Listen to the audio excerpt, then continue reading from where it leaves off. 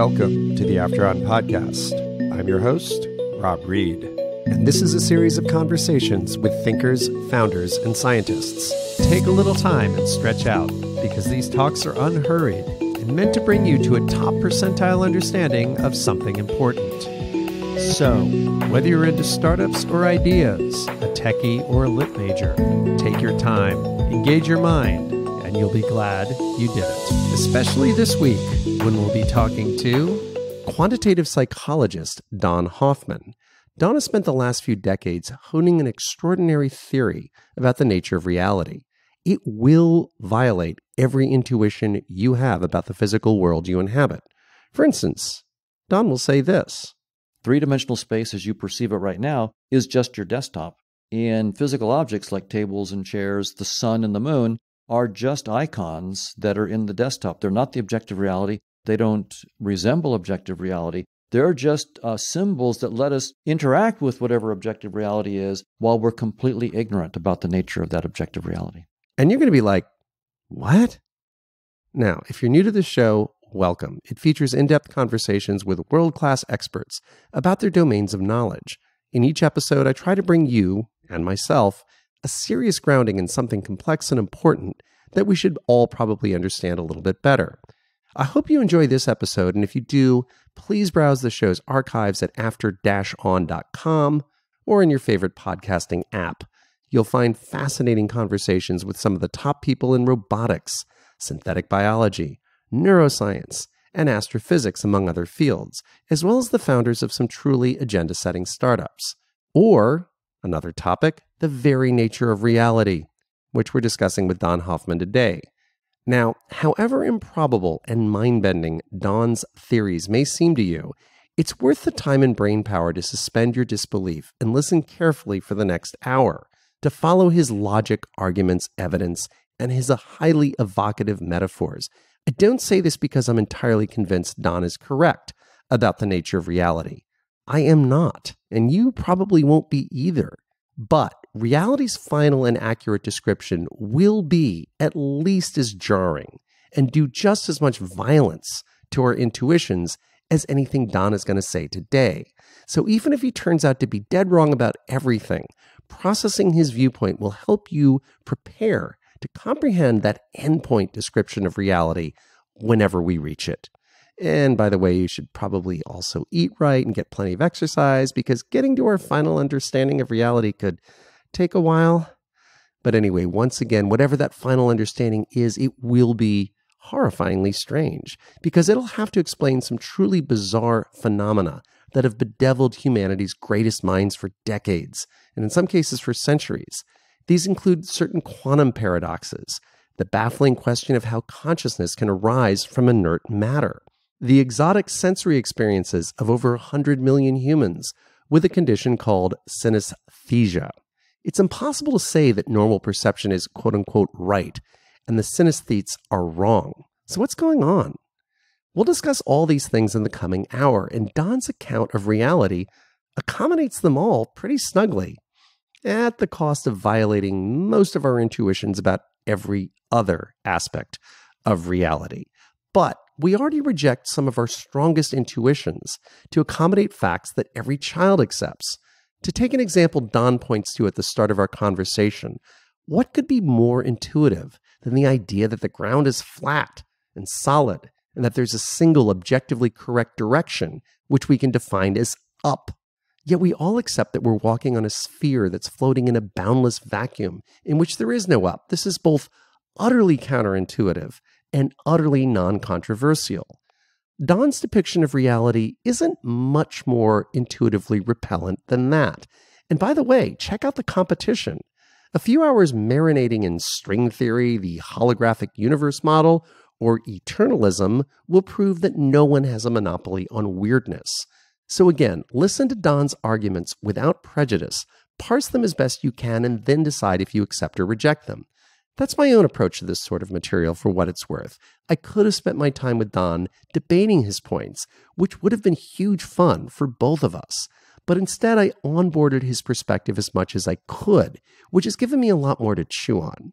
And for what it's worth, Don and I should have plenty of chances to debate things in the future because I happen to get to his hometown of Irvine pretty often. In fact, we've already had lunch once since our interview, and as I record this, our interview was just 3 days ago.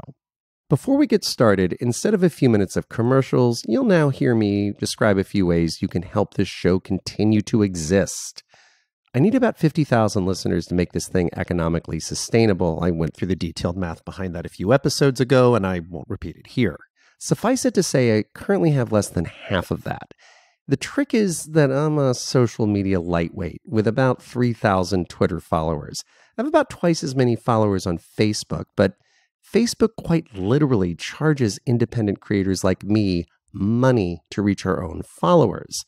Now, I tested this proposition by investing a small sum in Facebook promotion back in October, and Facebook reported amazing results. But very reliable third-party data indicates that they exaggerated their performance by a factor of 100. Look, I know what you're thinking. Facebook? Being deceitful, underhanded, and untrustworthy? I know, it's totally weird. But we are where we are. And now that I've lost all faith in online advertising, two things can help me keep this thing going after June. First, backing on Patreon, a website where you can support independent creators with monthly donations.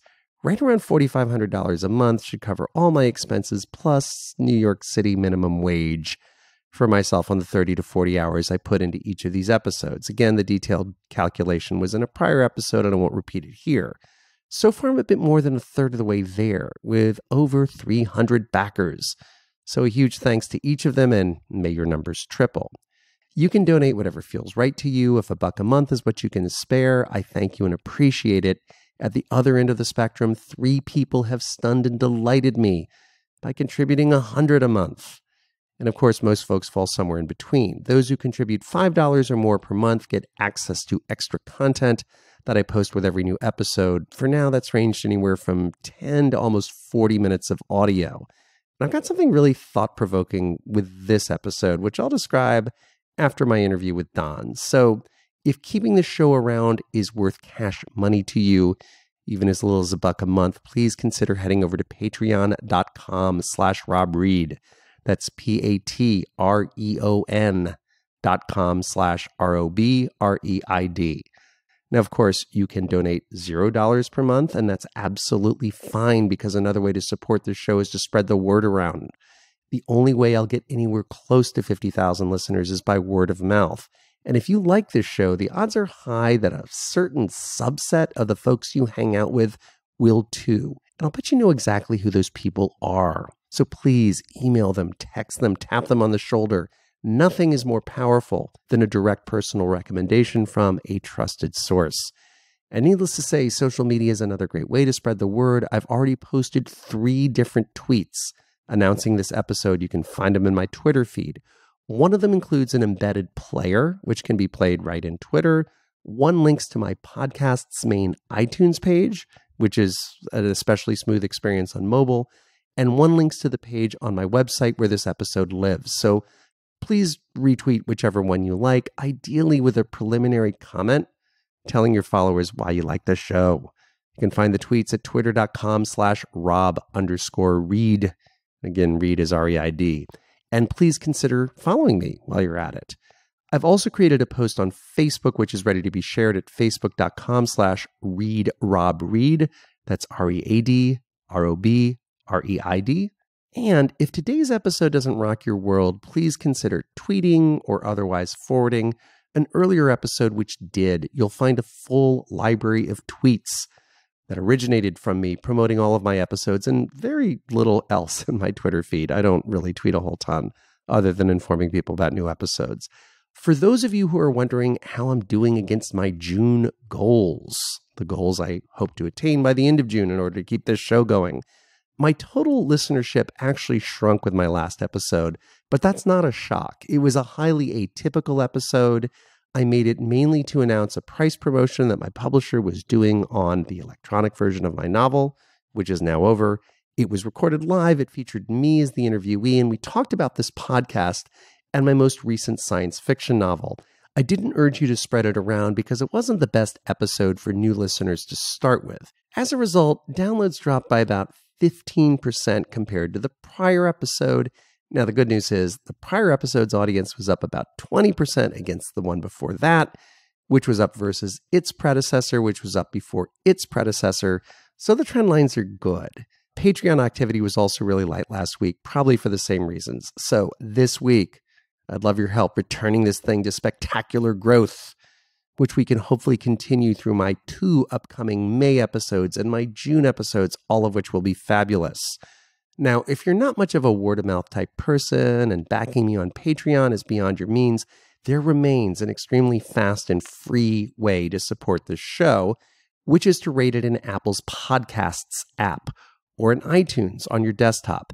This matters a lot because it turns out the number and quality of ratings and reviews that a podcast gets has a huge impact on Apple's algorithms, which is itself hugely significant because Apple sits at the center of the podcasting ecosystem.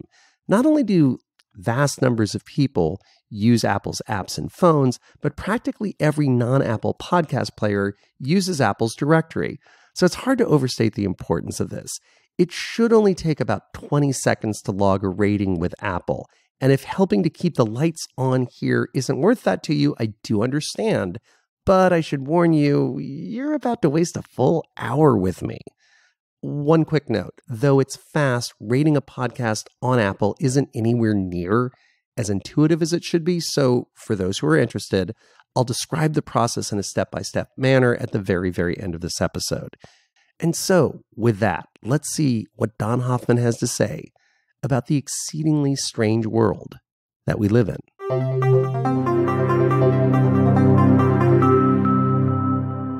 I'd first of all like to say it's great to be meeting you here in Irvine because I do come to Irvine a lot for a New Yorker. I sit on the board of a digital health company here, and we also have some other family business here as well. So thank you for being located here of all places. It's very convenient. My pleasure, and thanks for coming to my office. And you've been a professor here at UC Irvine for quite some time now, right? Since July of 1983. July of 83. So not as far back as June of 83, but July of 83 is quite some time ago. And you're a quantitative psychologist. Could you describe briefly what that is? It's doing psychology and psychology experiments, psychology theories, but being very mathematical about it. So trying to come up with mathematical theories about, for example, in the case of perception, how do we see in 3D? How do we see the motions of objects? How do we recognize objects? But to have a mathematically precise theory. And then also to do experiments where we're doing mathematical analyses of the data. Now, much of your work contradicts a proposition that I think most scientifically minded people would probably agree with if they heard it. Specifically that it's overwhelmingly advantageous to perceive reality more or less as it is from a survival and evolutionary standpoint. So if I completely fail to perceive an SUV that's barreling down the road and step in front of it, I'll have a hard time passing my genes along to future generations of pedestrians. And therefore, people might suppose that over thousands of generations, people and animals have evolved to have a fairly accurate perception of reality. Now, however intuitive that proposition may seem, you believe it's entirely wrong. And in arguing this, you quite correctly point out that at many times in scientific history, we've discovered things which seem massively intuitive turn out to be massively wrong. Oh, yes. So we used to think the Earth is flat because anybody can just look around and see that it looks flat. There are some hills and so forth, but other than that, as far as the eye can see, it looks quite flat. And so until about the time of Pythagoras, a few hundred years BCE, everybody pretty much that thought about it thought the Earth was flat. And it took a real bright group of Greeks to figure this thing out and figure out, no, it's not flat, it's more like a sphere. And then for many centuries after that, almost 20 centuries, the very bright people believed the Earth wasn't flat, it was like a sphere, but they believed that the Earth is the center of the universe and doesn't move, and again, because it looks that way. And we see the sun and the moon and stars seeming to go around in arcs around us while we stay at the center. And so we mistook our perceptions for an insight into reality, and it even was church doctrine that the Earth is the center of the universe, and it fit in nicely with the whole worldview that they had. And Galileo famously got into a fair amount of trouble by arguing otherwise, and other scientists as well. And it is really true. Few things seem more intuitive than the flatness of the Earth to a person standing at any point on Earth. When you argue that our intuitions could again be wrong, and our perceptions might just diverge wildly from objective reality, yet still be advantageous, you often cite a very powerful metaphor of a computer desktop. That's right. The idea about the computer desktop is that our desktop interface hides a lot of complexity inside the computer. If you're writing an email and the icon for it is blue and rectangular in the middle of the screen, does that mean that the file itself in the computer is actually blue and rectangular in the middle of the computer? Well, of course not. Anybody who thought that just misunderstands the whole point of the desktop interface. It's not there to show you the truth of the computer. It's there to hide all the transistors and software and voltages and magnetic fields. If you had to toggle voltages to craft an email, no one would hear from you. So the interface is there not to show you the truth, but to hide the truth. But even though it hides the truth, it lets you control the truth. It lets you control reality by giving you just the reins that you need to control it without showing you what the reality is that you're controlling. Now, when we move from the computer desktop to reality as we perceive it, we find that our senses sometimes make similarly radical simplifications of the world around us, thereby making it comprehensible. An example you use that I find quite powerful is the experience of heat. So when you put your hand into a bathtub of water, for example, and feel the temperature of it, you just get a simple feeling from very, very cold to lukewarm to very, very hot. But what's going on, the physicists will tell us, is far more complicated, that there are trillions upon trillions of molecules that are bouncing around in all sorts of complicated ways. And all we're doing when we feel something being hot or cold is a statistical summary of something that's far more complicated. We're getting effectively one or two numbers, but there are trillions of things going on. And so we have a huge data compression. It's a radical simplification, again, without which we simply couldn't operate in a world of heat versus cold. So that's one sensory simplification of reality that we've all experienced. And you argue it goes far beyond sensory mapping to the entire experience of space and time. That's what evolution has done for us. Space-time, three-dimensional space as you perceive it right now, is just your desktop. And physical objects like tables and chairs, the sun and the moon, are just icons that are in the desktop. They're not the objective reality. They don't resemble objective reality. They're just symbols that let us interact with whatever objective reality is while we're completely ignorant about the nature of that objective reality. So the chair that I'm sitting on in this view of reality, it has a certain look and feel. It's got a pretty good UI for me. I know where to put myself. I know how to settle myself into it in order to not collapse onto the ground. And what you would argue is this is a radical simplification of something that might be unimaginably complex or might just be unimaginably different, but it is an icon that is as useful to me as the trash folder on my computer. Now, I guess you're going to tell me that there is not actually a trash can sitting inside my computer? That's exactly right. So that's also a metaphor. Got it. That's right. It's just a metaphor. So the trash can icon doesn't mean there's a real trash can inside your computer, but it is a useful icon to tell you that if you drag your email icon to the trash can icon, you'll delete that icon. That's also a warning.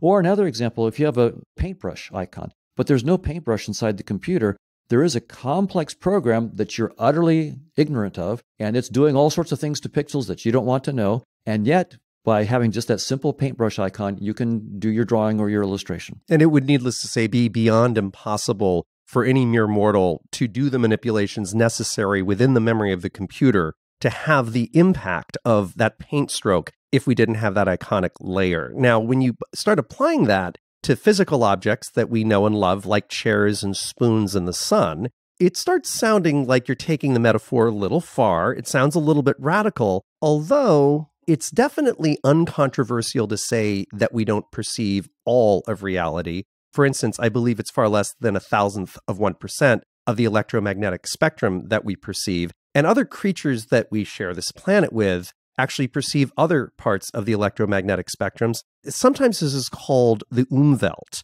Would you care to talk about that a little bit? In my language, I would say the Umwelt idea is that every creature has been shaped by natural selection to have its own user interface, depending on which niche it's going to occupy. So humans, we create a space-time desktop with certain kinds of physical objects. And as you mentioned, we have a certain range of light that we can see, electromagnetic spectrum. But birds have a broader spectrum than us. They can see in ultraviolet where we can't. Pit vipers can perceive some infrared that we can't. Some fish can perceive electrical fields in the water, and we can't. And some birds and perhaps bees can even see the polarization of sunlight.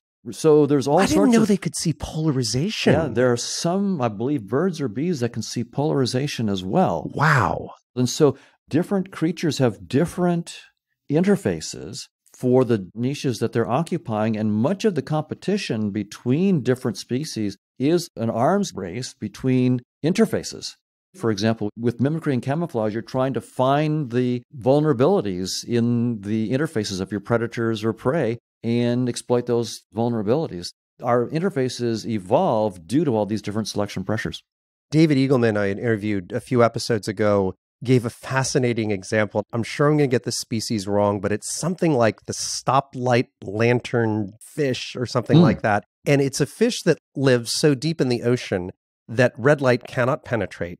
There's no red light down there, but it phosphoresces a red light. And it has this very clever chemical trick to actually perceive that very frequency of red light. And so this particular fish, they can signal each other for mating purposes, for socialization. It's almost like they have their own encryption layer down there because their umwelt perceives red light.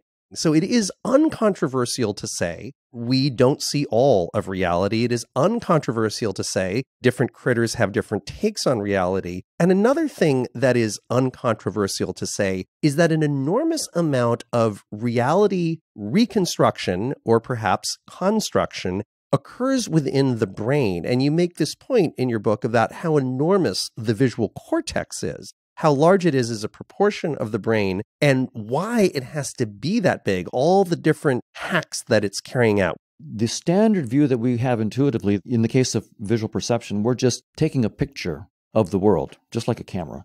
That idea is too simple. A third of the brain's cortex is involved in vision, literally billions of neurons. I would guess 20 to the 30 billion neurons and trillions of synapses spring into action every time you just open your eyes and look around the room. And that's far more computational power than you would need just to take a picture. And the standard view in my field is that all that computational power is there because they think of the brain as a reality engine. We are in real time creating all the three-dimensional shapes that we see, the colors, the motions, the objects. Because there are profound physiological limitations to vision. For instance, it's only 1 or 2 degrees out of a field of view, which is something like 250 by 150 degrees. It's only the middle 2 degrees that we truly see in high definition, correct? Exactly. The foveal vision is all we have high resolution, which is quite counterintuitive. We feel like we see high resolution everywhere in the visual world, but we don't. We do not. The traditional neuroscientists would say that the visual cortex is so large, partly because it's filling in high def where there's only a tiny speck of it. Tell us what saccades and fixations are, because that's quite an amazing thing that the brain has to compensate for as well. That's right. So your eyes jump around 2 to 3 times a second, maybe up to 4 times a second. You're evaluating the whole visual field to see where something of interest might be happening. So things that are flickering, moving, high contrast, we're always looking at those things. And not just that, but in normal everyday interactions, our eyes are constantly darting. And even just having a conversation with somebody, your eye is darting from the left side to the right side of their face, etc. We'd think it'd be almost like the Blair Witch Project, that old movie where the camera's shaking everywhere. But the brain is correcting for that. And then, of course, also the back of the retina is two-dimensional. And as you'd said earlier, we're constructing this 3D view. The traditional neuroscientists would say, because we've got this tiny, narrow bit of HD, we're constantly darting around, we're kind of got this 2D image, and we're taking all those inputs and pulling it into this big, full, vibrant, wide-angle HD image. That's what this third of the brain is doing. Who was it that said we don't see with our eyes, we see with our brains? I don't know who said that, but it is common in the neurosciences to say effectively that it's the brain that's doing all the hard work. While the traditional neuroscientific view is the brain is reconstructing reality, I believe you would argue with all that horsepower, there's no reason it can't be constructing reality essentially from whole cloth. Everybody in my field, all of my colleagues, believe that we're constructing what we see, but that in the normal case, what we construct is a fairly accurate and faithful reconstruction of the true shapes and colors and motions of real objects. And I'm saying, in some sense, something less radical. I'm just saying we construct. To say we construct and that the constructions are reconstructions is a much stronger claim. Yeah, the traditional view is that that third of the brain, which is visual, is a reality engine. You would suggest that it is a virtual reality engine. Exactly right. We've had the helmet on all the time. Yeah. One thing that might support this is this phenomenon called synesthesia. Could you talk a little bit about synesthetes, which are the people who experience the phenomenon of synesthesia?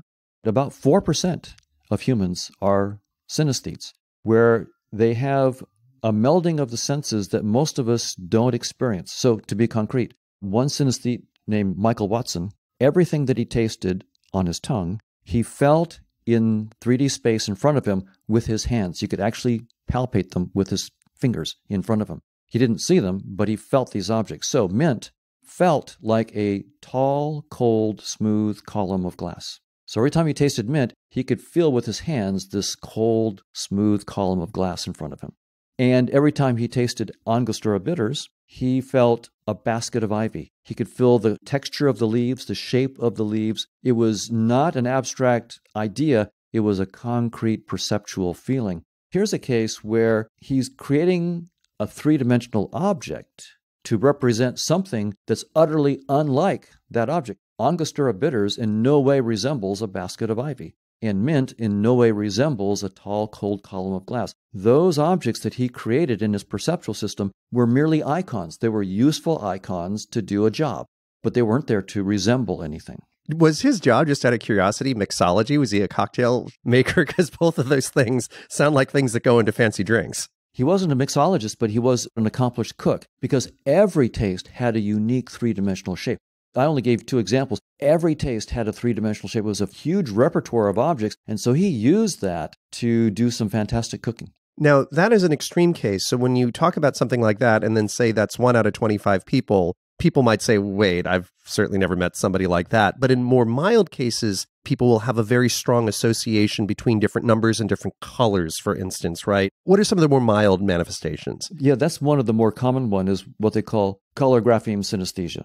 Each printed letter or printed number has a specific color. Maybe 1 is red and 2 is green and so forth. For each synesthete, that association of numbers or letters and colors is constant over their whole life. It varies from synesthete to synesthete, but it's constant over life.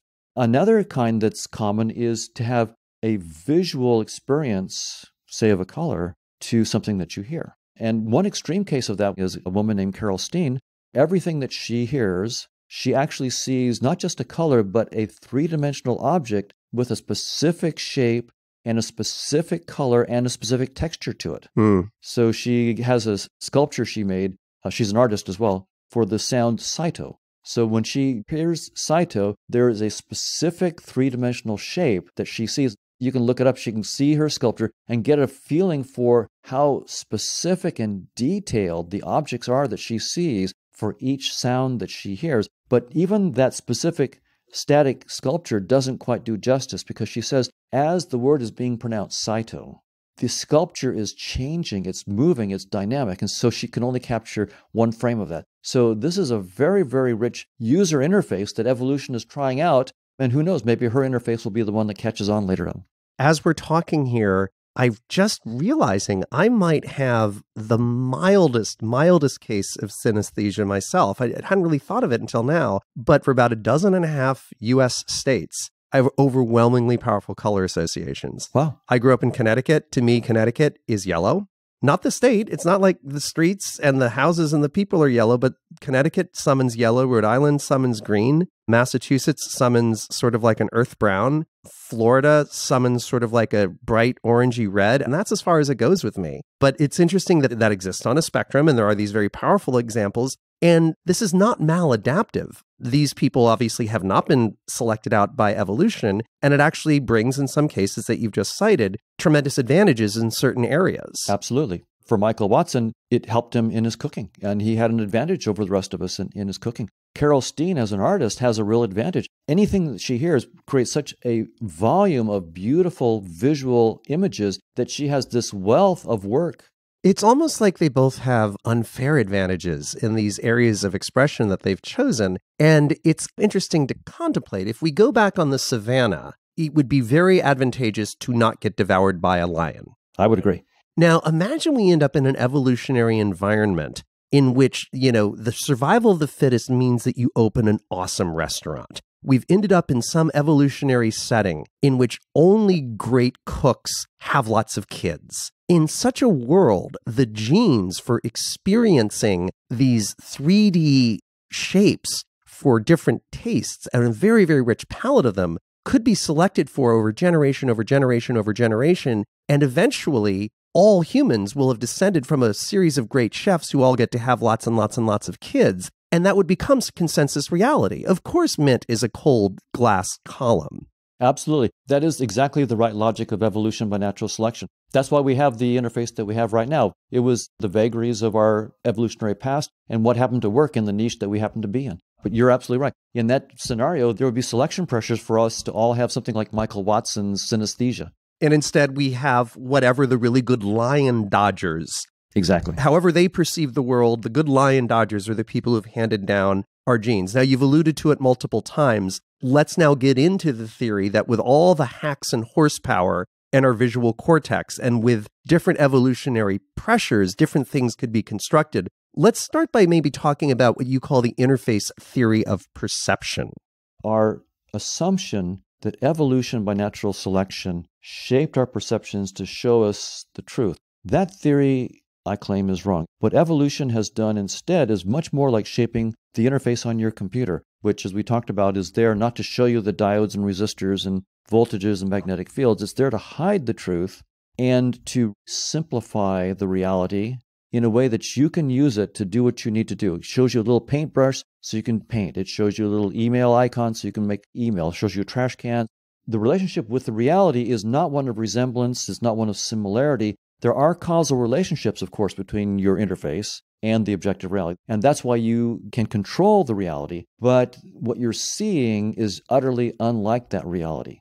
So the claim is that when we perceive space and time, that's just our desktop. We're not seeing a pre-existing space and time. The idea that space has existed and was the pre-existing stage before any life and before any consciousness, that's wrong, according to this interface theory. Space is something that you create right now. It's a data structure that you create for data compression and error correction of information about fitness. And then three-dimensional objects are the same thing. They are data structures that you create. I look over here and see a chair. I'm creating a data structure that's telling me certain fitness information. I look away. I no longer see the chair, but as computer scientists say, I'm garbage collecting that data structure. I'm throwing it away to save memory. Now I look back and I see the chair and I create that data structure again because now I need that data structure. The chair that I perceive is there to help me. It's not there to show me the truth. Just like Michael Watson's basket of ivy is there to help him, for example, in cooking and so forth. It's not there to show him the truth. There is no real basket of ivy out there. That's silly. None of us would believe that there's a basket of ivy when you're tasting Angostura bitters. Take the lesson from Michael Watson and apply it to every physical object around you. They're no more resembling the nature of objective reality any more than Michael Watson's ivy resembles Angostura bitters. So there could be a colossally complex, nine-dimensional, let's go string theory for a moment and imagine the universe exists in 9 dimensions. There could be this colossally complex, nine-dimensional predatory force that's out there. And my great-great-great-great-grandfather had some distortion in his brain that caused him to perceive it as giant cat. Right. And it's no more a giant cat than these bitters are a bucket of ivy. But boy, did he survive, while his cousin, who was gazing in awe at this 9-dimensional specter, got devoured. And that simplification got handed down. And then the interface theory of perception says that the UI is space-time. As we perceive it, as Newton perceived it, as Einstein said, actually, it's more complicated than you think. He was still just perceiving the desktop of the computer, although he was seeing it in a more fancy way than most of us. It really is just the user interface. Objects are icons. And what that means is when you look away from the chair ain't there anymore. Exactly right. The chair has no position, no momentum, no physical properties when it's not observed, because the chair is not a pre-existing object in reality. It's a data structure that I create on the fly and destroy when I don't need it. And so if we're, again, to take the crossing the street idea, if that SUV is bearing down on you, if it's just an icon, why don't you just stay put? Because an icon never really hurt anybody. Great question. So I wouldn't step in front of the SUV for the same reason I wouldn't take my blue rectangular icon for an email I'm writing and carelessly drag it to the trash can. Not because I take the icon literally. The email is not blue and rectangular. But I do take it seriously. If I drag that icon carelessly to the trash can, I could lose all the work that I've done in that email. And if it was a letter or a book that I'm writing, then I'd be very, very careful because I could lose a year of work dragging that icon to the trash can. And that's the key point. From an evolutionary point of view, as you pointed out, the symbols that we have been shaped by natural selection to help us stay alive. We better take them seriously. But just because we take them seriously doesn't mean that we take them literally. So I take the icon seriously, but I don't take it literally. We tend to jump from I must take it seriously, therefore I must take it literally. That's actually a logical flaw. It's a logical error. Going back to that proposition that I started with, that we see reality as it is because that is very adaptive evolutionarily, that seems logical. When we get to the point of saying, actually, space-time is a UI, and real reality is radically different from that, the question might be, well, why would we do such a thing? Why would we and our ancestors craft something that has no bearing to underlying reality? Your answer actually is evolutionary pressure, counterintuitively, that a species which sees reality in a pristinely accurate way competes with a rival species that throws away most or even all of reality. For a more agile metaphor, the latter species will win every time. Is that correct? That's right. So I'm saying something that's even more radical than just the idea that our perceptions are a simplification of reality. Most people would say, I understand that evolution is going to do things on the cheap and try to do things fast. And so we're going to get sketches of the table, not get the full detail of the table. And we'll just get sketches of things that we need to stay alive. I'm saying something more radical. I'm saying that when evolution by natural selection is shaping our perceptions, the selection forces are uniformly against anything at all like the truth. In evolutionary game theory, these functions tell you what payoffs you will get for the various actions you take, given the state of the world, given what creature you are, given your state. The whole game is to get more fitness payoffs than your competition. So if you do anything besides look at the payoffs, you're going to lose. And it turns out the fitness functions themselves are just utterly unlike objective reality. Now, this is what you call fitness before truth. That's right. And you've done a lot of mathematic modeling, which you argue supports this. That's right. So with two of my graduate students, Justin Mark and Brian Marion, we did genetic algorithms and evolutionary game simulations. We ran hundreds of thousands, even millions of randomly chosen worlds with resources that we would throw into them. And we would put creatures in these worlds. We played God. We let some creatures see all of the truth. We put others that saw nothing of the truth and were just tuned to the fitness functions. And we let them compete. And what we found uniformly was that organisms that saw the truth never outcompeted organisms of equal complexity that were just tuned to the fitness functions. They were in a world where they could wander around and forage for resources. It was a foraging game. But their perceptions had to evolve and their actions had to evolve. And so their initial actions were really stupid and their initial perceptions were completely crazy. But after 500 generations, the creatures that evolved were foraging optimally. And so we could look and see of those creatures that survived 500 generations and bred, what kind of perceptions did they have? None of them saw the truth. All of them were tuned to the fitness functions. And in fact, I doubt in the complex world that at any stage in the genetic evolution would a true perceiving creature ever arise. There would be no selection pressures for it to appear at any point. Now, one of the very weird elements of reality that you argue supports this is the famous double slit experiment. And for those listeners who know exactly what the double slit experiment is, lucky you. For those who do not, it's a notoriously difficult thing to explain without visuals. And in fact, it's a notoriously difficult thing to explain with visuals. Since I'm the non-scientist in the room, I'm going to attempt to explain it. Because if I can understand it, most people probably can. And this is an experiment that should be pointed out, has been carried out probably thousands of times now, correct? Yes. Highly, highly consistent from experiment to experiment. This is an utterly non-controversial statement about the way reality works. Specifically, light, electrons, and certain other things sometimes behave like a bunch of particles and at other times behave like waves. They have this strange dual nature, which becomes evident at a very, very tiny level, at the quantum level. So first, to visualize the particle nature of light, imagine you have one of those machines that shoots tennis balls, and they're all soaked in blue paint, and you're standing in front of a wall that has two large vertical slits in it. And behind the wall is a canvas, like an artist's canvas, a couple feet behind the wall. And you start firing these tennis balls. What'll happen is that most of the tennis balls are just going to bounce off the wall, but a certain set of them are going to go sailing on some angle through the left slit, and some of them are going to go sailing on another set of angles through the right slit. After a certain amount of time, if you go around and you see your artwork that's resulted, you're going to see a cluster of blue spots where the tennis balls came through the left slit and another cluster where they came through the right slit. And that is basically what would happen if light were behaving like a particle. Right. So in a sense, these tennis balls are behaving very particle-like, very much like lone photons should behave. Photons being the tiniest indivisible units of light. Particles flying through two slits should behave like our tennis balls and create two clusters of dots. That with photons, we'd use photographic film or a digital sensor to record where they land rather than a canvas. Now, to visualize what happens when light acts like a wave, imagine we have a huge, deep pan of blue paint. It's so deep we can lower the wall with the two openings halfway into it. So now it's like we have two arched doorways on this little sea of paint instead of two slits. And the pan is filled right to the rim. One more drop of paint and it's overflowing.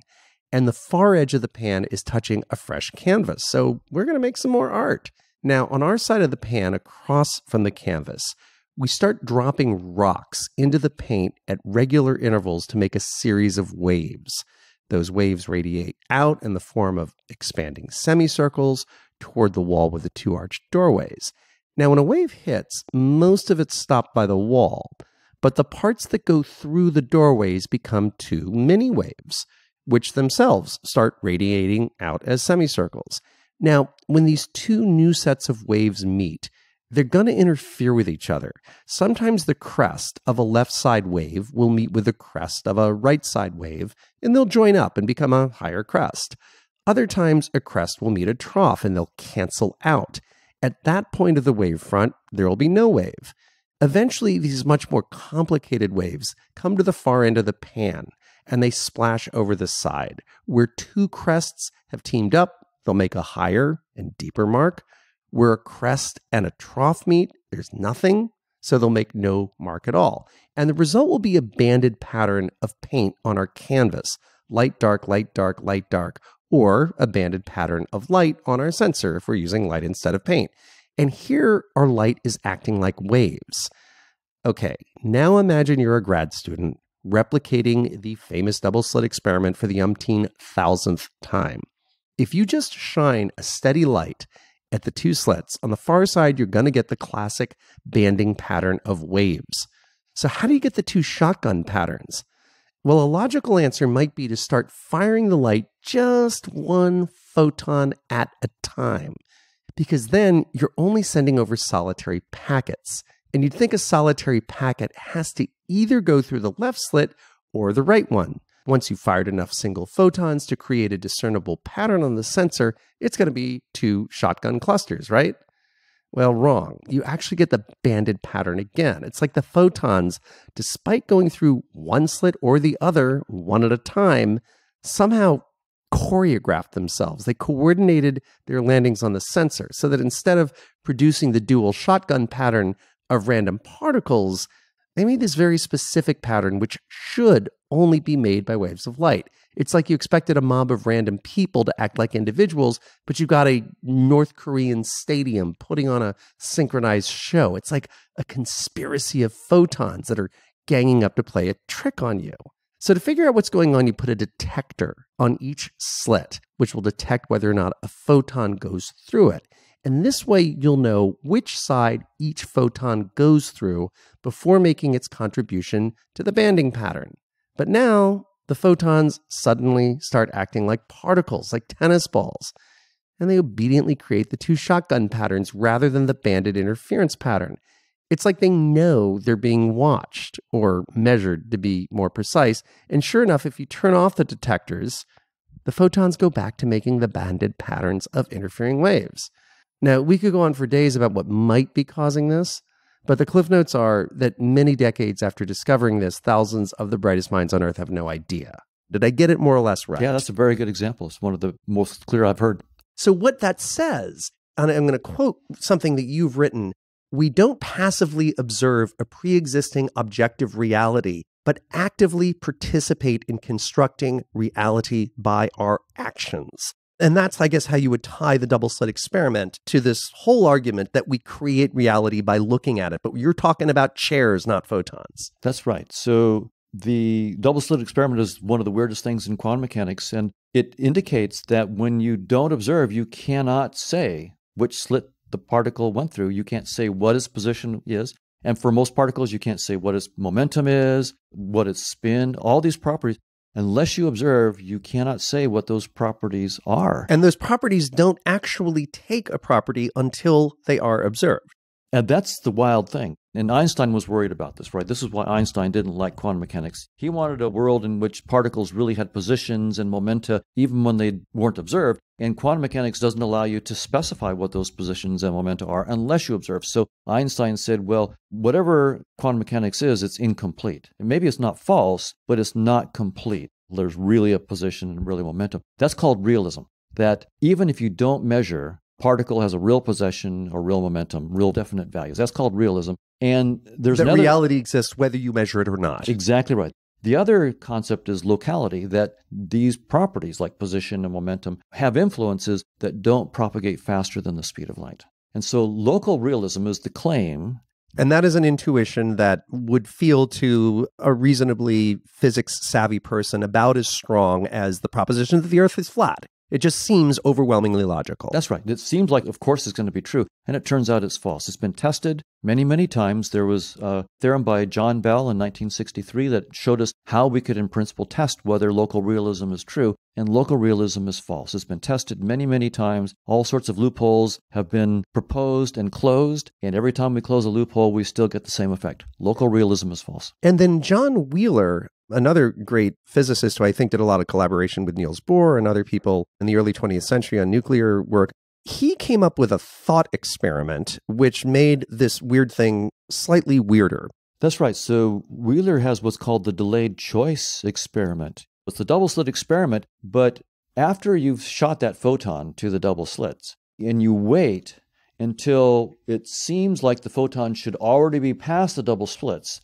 and then you decide, am I going to measure which slit it came through, or am I not going to do that and I'm just going to let an interference pattern occur? So I wait until after the photon should have already been passed to make that decision. And quantum mechanics says it shouldn't affect things. It shouldn't matter when you make that decision. So Wheeler's delayed choice experiment has been done, and quantum mechanics is right. You can make the choice after, quote unquote, the particle should have already gone through or past the slits, and you still get the same effect.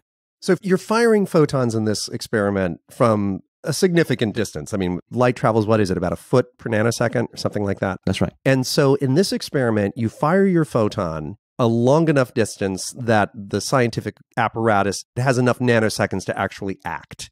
And it has gone through a slit, and one of the two slits, or it has not, or it's done whatever weird quantum thing it's going to do. But the point is, after it's passed the hurdle of the slits, then and only then is the decision effectively made to determine if a photon has just gone through a specific slit in the very recent past. That decision's made just as the photon's about to hit the sensor. And if we decide retroactively that we're going to pin it down to having gone through one slit or the other, the photon will then hit the sensor in a way that contributes to that shotgun pattern. Right. That suggests it was acting like a particle all along. Whereas if we don't measure it, it's going to hit the sensor in a way that contributes to a banding pattern.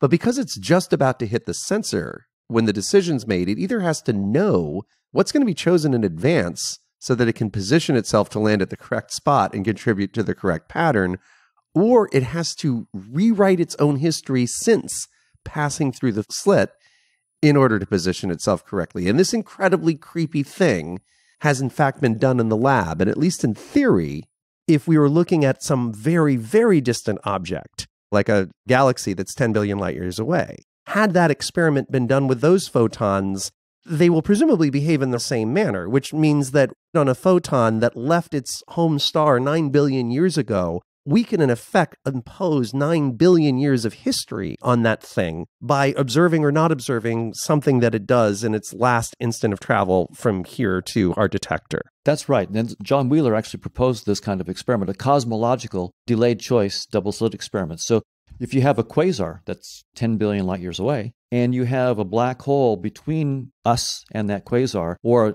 big galaxy, according to Einstein's theory of general relativity, it bends space, and you can get, if circumstances are right, a gravitational lens. From Earth, it can look like there are actually two quasars, when in fact there's only one quasar, but it's an optical illusion created by bending of space. So you can now ask, for each photon that comes to me, do I want to decide whether it came on the left side of the gravitational lens billions of years ago, or did it come from the right side, or do I want to just measure the interference pattern?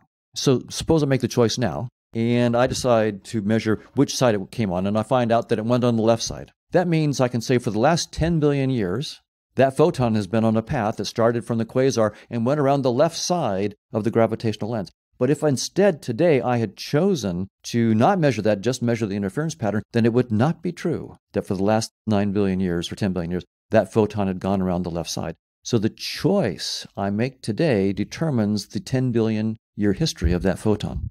I should point out that gravitational lensing has been overwhelmingly and demonstrably proven. There's lots of images that astrophysicists have captured, and you just Google them, where you see double images of galaxies. There's even some triple and quintuple images That's right. that are out there.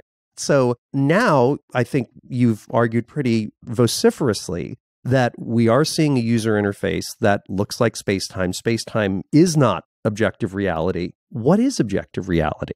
The right answer is I don't know. But as a scientist, I'm going to try to propose a theory and try to make it precise and make it testable and see where we go. So the theory that I'm proposing is that consciousness is fundamental. And by that I mean conscious experiences like experiencing the taste of chocolate, the pain of a headache, the feel of velvet, the smell of a rose, the sound of a trumpet, all these things as conscious experiences, that these are not latecomers in the universe. They are the foundational entities. Those experiences or consciousness, a being's sense of presence and consciousness. Those experiences themselves as part of a conscious experience are going to be fundamental, plus the agent that actually experiences them. These conscious agents have experiences like the taste of chocolate. They have then decisions that they can make about how they might want to affect the experiences of other agents. And so it's all about having experiences and deciding what experiences you're going to pass and how you're going to influence other agents.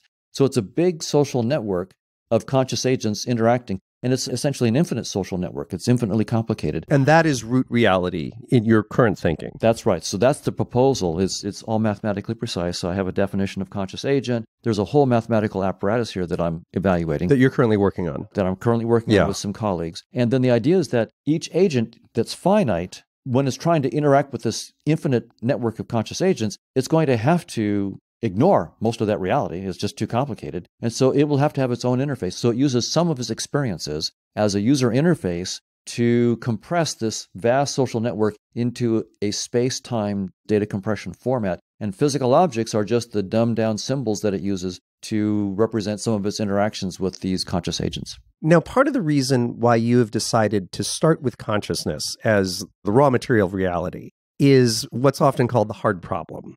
Would you care to characterize the hard problem and why that pointed you in this direction of starting with consciousness as opposed to starting with physical elements? So the hard problem of consciousness is surprising. We know empirically that there are lots of correlations between brain activity and specific conscious experiences. So for example, my experience of color is correlated with activity in a part of the brain's cortex called area V4. And if I have a stroke in area V4 in the left hemisphere of my brain, I will lose all color experiences in the right part of my visual world. Very, very striking. Clean correlation. Very clear locus. Very clear locus in the brain. And if you take a magnet and inhibit area V4 in a normal person, say in the left hemisphere, then while the person is watching, color will just drain away from the right visual world. Then you pull the magnet away, and fortunately the color comes flowing back into the right visual world. And we have dozens, perhaps hundreds of these kinds of correlations. They're called NCCs, right? The neural correlates of consciousness, NCCs. And so this is uncontroversial. There are many, many correlations. This geographic mapping of this thing that we experience happens here in the brain. Which I might naively think is pretty good proof that the brain is this physical thing that's generating that's causing it. That's right. Stuff, right? But you go somewhere else with this. That's right. So the neural correlates are sometimes geographic places. Sometimes they're patterns of activities. There are different kinds of neural correlates that we might look at. So we have this data, and it's really clean data, and it suggests there's a very tight correlation between brain activity and conscious experiences. And as you said, everybody has been assuming, okay, that means that the brain is somehow causing these conscious experiences to arise, or maybe brain activity is somehow identical to these conscious experiences.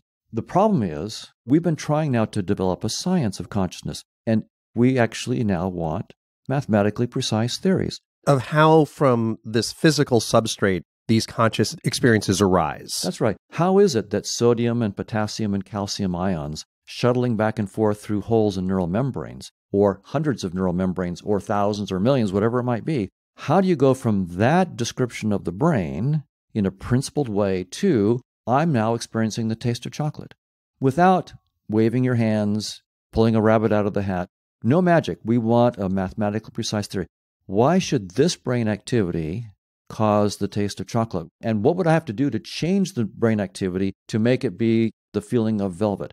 This is not philosophy anymore. This is science. We want mathematically precise rules that tie specific kinds of brain activity to specific conscious experiences in a principled way that makes new predictions. And the hard problem is our failure, despite an enormous amount of trying, to figure out how from inert matter consciousness can arise. That's right. We have no scientific theories of the kind that I just described. And even worse, we have no idea how to get there. We have no plausible ideas, nothing remotely plausible about how brain activity could cause conscious experiences. And so your response to that is, rather than say, well, there was a time for centuries, thousands of years, we were not getting very far with flight. But at some point, lo and behold, we got there. The common response to the situation you just described is like, well, we're pre-Wright brothers here. We're doing all the sort of block and tackle work, and at some point we're going to be a kitty hawk. You're saying maybe we're going about it wrong. Instead of starting with matter and getting to consciousness, you're saying, what if consciousness is root reality and matter is actually a product of that?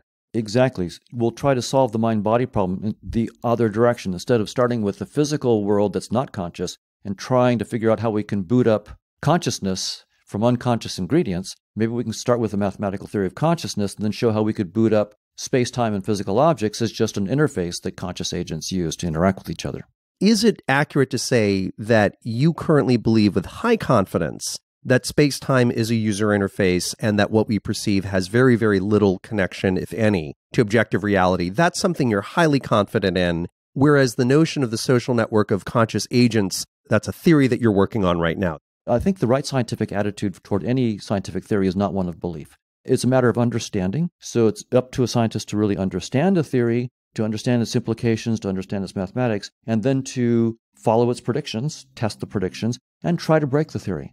Good scientists try to take theories and push them to their limits, and when they break, we are quite happy because we're about to learn something new. So evolution by natural selection entails that none of our perceptions are veridical, and that entails that space and time is just a construct. So now the next step that I've taken, which is to say, well, maybe objective reality is not space-time, maybe it's this vast social network of conscious agents. That's a big step, it's a big leap, and it'll be up to me to try to make it completely mathematically precise and make new predictions. So I propose it not because I'm sure I'm right, I'm trying to be precise and bold so that others can show me where I'm wrong. And that's how science works, is we make bold and mathematically precise proposals, look at the implications, see where they go wrong, and then see how we have to change the mathematics. And that's when we start to make real progress. One of the things that has popped out of the math and the work that you've done thus far is the notion that lower level consciousnesses can combine into higher level consciousnesses. Two independent consciousnesses could create a greater one. And one thing that might appear to support that is these split brain surgeries that were much more common back, I think, in the 50s and 60s. And you actually met one of the people who did a lot of those surgeries. Yes, I had the pleasure of getting to know and become friends with Joe Bogan, who was a surgeon who did a number of these surgeries. Dozens of them, right? Not just one or two, but many dozens. That's right, dozens. That's right. The problem was epilepsy. that could not be treated with the drugs that they had at the time.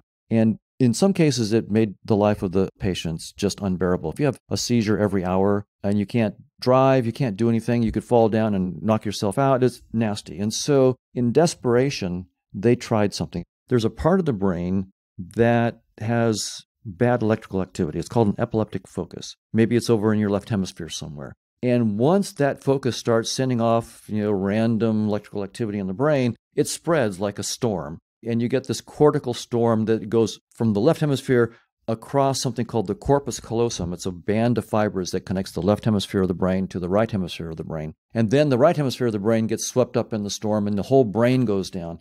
This surgery was radical and desperate, but the idea was if there's an epileptic focus, say in the left hemisphere, if we cut the corpus callosum, this band of fibers that connects the right and left hemisphere, maybe only the left hemisphere will go down. It will go down with epilepsy, but the right hemisphere will stay alert, and so the person can stay awake and they can take care of themselves. They won't fall down. And so it was desperate, but they decided to go for it. And it worked, right? It was a clinical success. It was spectacular. The number of epileptic seizures dropped dramatically, and the lives of these people was dramatically changed. And most of the family members said, I can't say anything different about the person now that they've had their brain cut in half. They seem pretty normal, except that now they don't have as many seizures. But the odd thing is there is now a left half and right half of the brain that have no communication between them. Right. Exactly. You used a great description in your writing. You said it's almost as if we've had this terrible outbreak of computer viruses and malware, and we've decided to cut the fiber optic cable between Europe and the United States to stop it. But lo and behold, it was working. And so Joe Bogan was one of two surgeons who carried out a lot of these procedures. And you met him in a very interesting circumstance. What was the name of the society you were part of? It was called the Helmholtz Club. It was a secret group of about 12 to 18 scientists that met here at UC Irvine over in the University Club. This sounds like the beginning of a great horror movie, a secret group of brain scientists, but it would probably be in a more menacing town than Irvine. But continue. The meetings were clandestine, not because we were doing something nefarious, but because Francis Crick was a member of the group. And Francis was so famous that if anybody knew he was on campus, we wouldn't get any work done.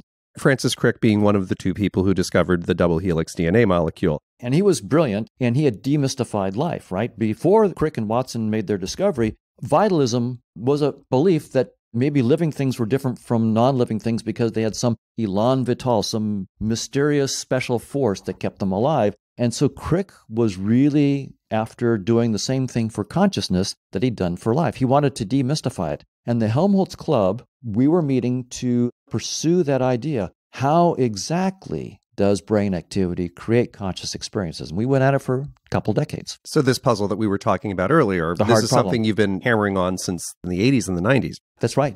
From the mid-80s all the way up until 2004 when Francis died. And then Bogan, who had done all this seminal work with the split brain surgery, he was a regular member, right? That's right. He came and gave a talk and then became a regular member. And so tell us about some of the crazy things that started to manifest from these people who had had these seemingly very successful surgeries. Who was it that got them into the lab?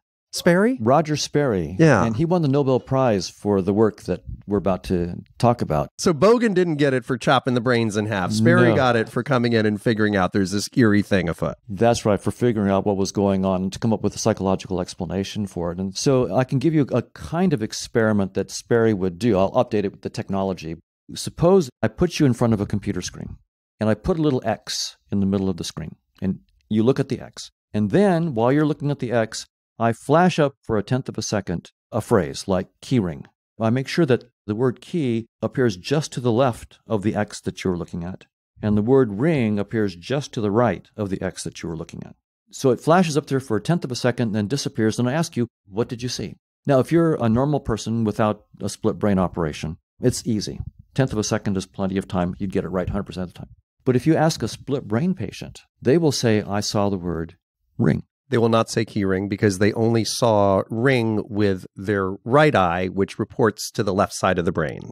It's not quite the eyes. The word ring appeared to the right of where they were looking in the right visual field. The right eye and the left eye both see the right visual field. But the right visual field gets mapped by the weird wiring of the brain, from the eye to the brain. It only goes to the left hemisphere. Regardless of which eye it comes into. Exactly right. The right visual field goes into the left hemisphere. Exactly right. That's strange, but that's the way it's wired. And then the left visual field goes directly to the right hemisphere. Mm-hmm. Now, in normal people, you have a corpus callosum, which then sends the information across, right? The right hemisphere sends its information to the left hemisphere sends it to the right. One half says, I got key. The other half says, I got ring. Exactly. And then they say, together we got key ring. Exactly right. You put it together and you get key ring. Yeah. But with the split brain patient, that liaison between the hemispheres is gone. And so the right hemisphere sees the word key, the left hemisphere sees the word ring, and nobody saw key ring. Mm-hmm. And only the left hemisphere talks. Mm. The right hemisphere can understand language, but it can't talk. Mm-hmm. So when you ask the person, what did you see? The left hemisphere is talking, and it only saw the word ring. And so the person says, I saw the word ring. If you ask them, what kind of ring? Was it a key ring, a wedding ring, a doorbell ring? The person will go, I don't know. Just ring is all I saw. Now, if you blindfold them, give them a little box with lots of little stuff in it, a key, a ring, a pencil, a spoon, all sorts of little stuff you can put in a box. You ask them, blindfolded, please use your left hand to pick up the object that corresponds to the word you just read. The left hand will go through and it will sort, it pick things up, put them down until it finds a key. Even if it happens to pick up a ring, it'll fill it and put it back down and keep searching until it finds a key. So now the other side of the brain that is not verbal, it saw its own word and it can't talk, but it can pick things up and it can feel things. And now you're asking essentially that entity, what did you see? And it's only picked up key. This suggests you have two conscious beings. That's right. I should mention that the right hemisphere controls the left hand. Right. And it feels what the left hand is feeling. And the left hemisphere controls the right hand. And the tongue and the speaking. The left hemisphere controls speech. Right? Yeah. That's right.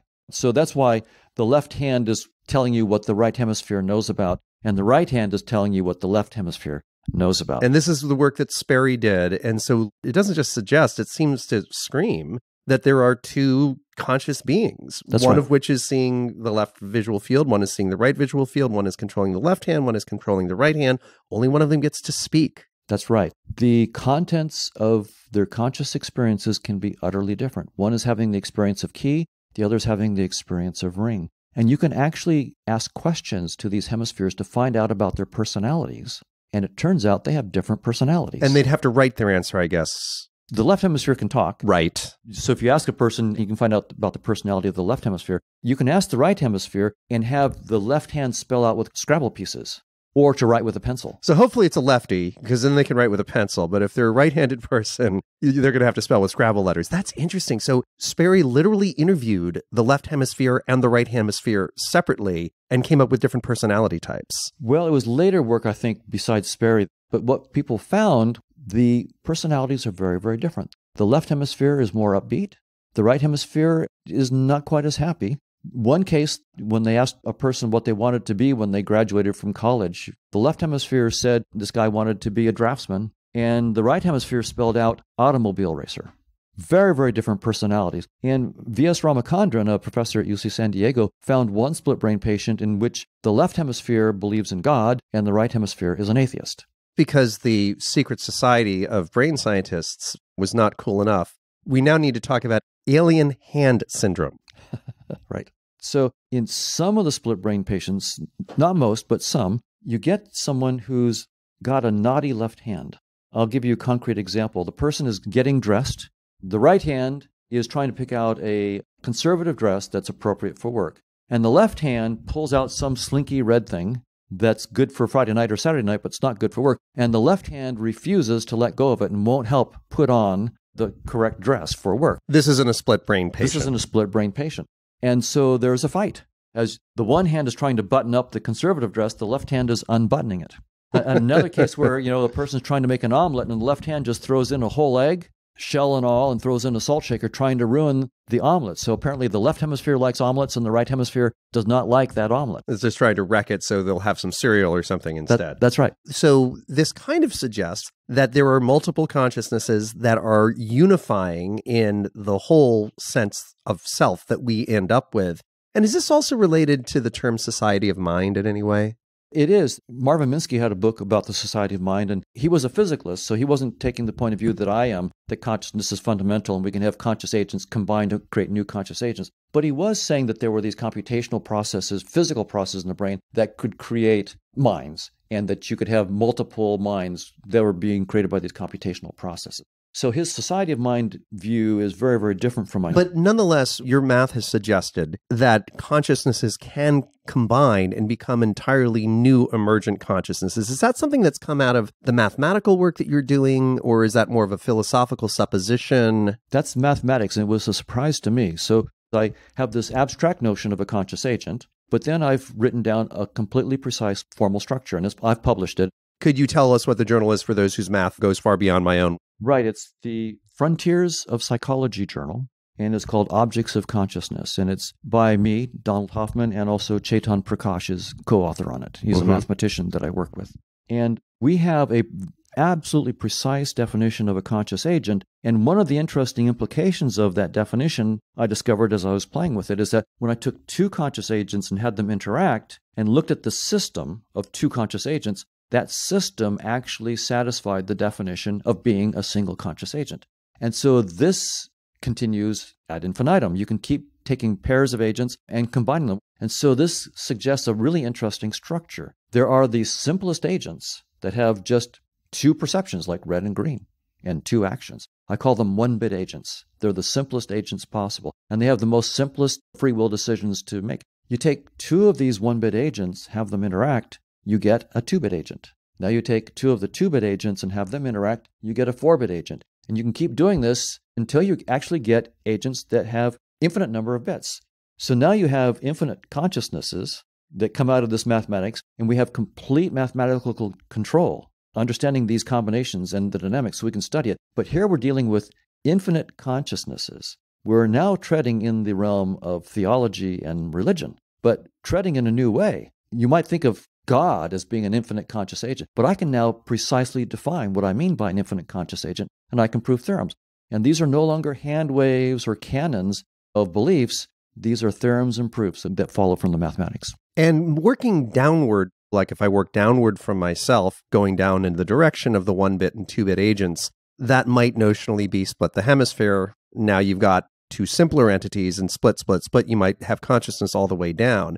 Going up, staying in consensus reality, might it be something like the culture of a company, or the shared spirit of a team, or a nation? Might those be actual consciousnesses?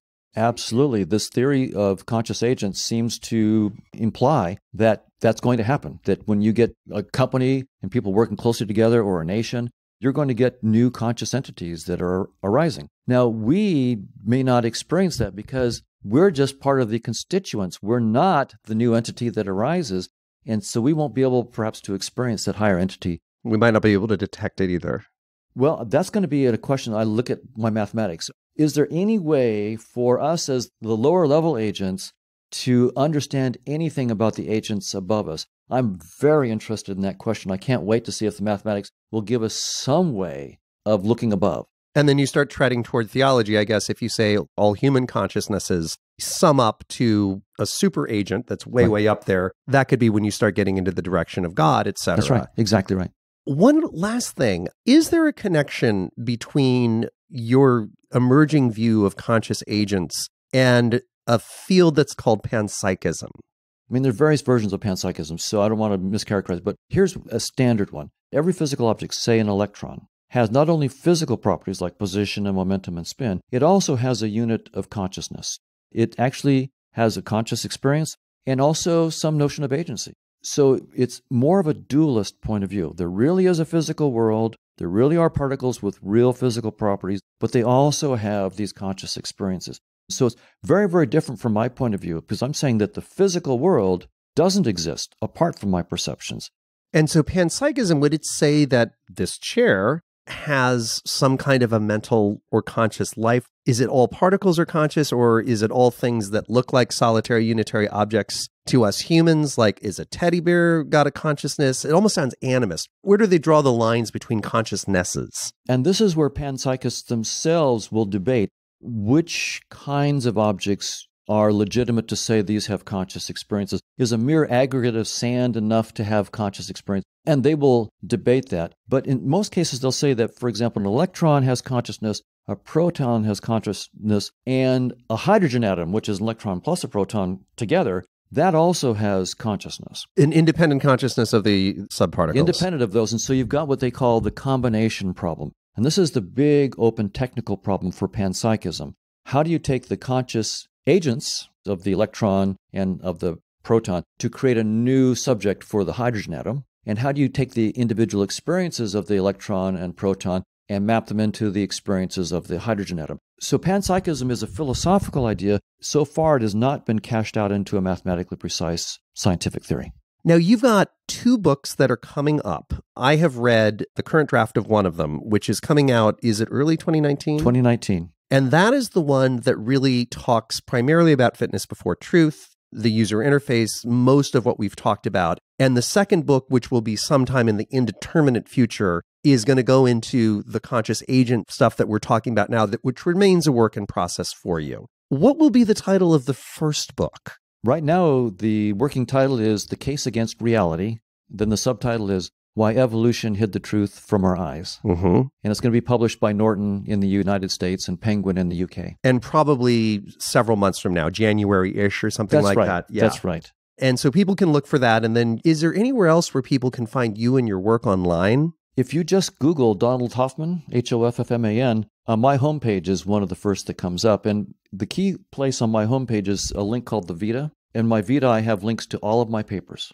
and they're for free. So you can look at all my papers. I've got podcasts and videos, and there's links to them, and most of them are free. I've got a talk with the Dalai Lama and talks with all sorts of interesting people. Got it. Well, all the way from disabusing me of the notion of a flat earth, this has been quite a wild tour of one lens through which one can look at reality. I thank you very, very kindly. My pleasure. Thank you very much, Rob.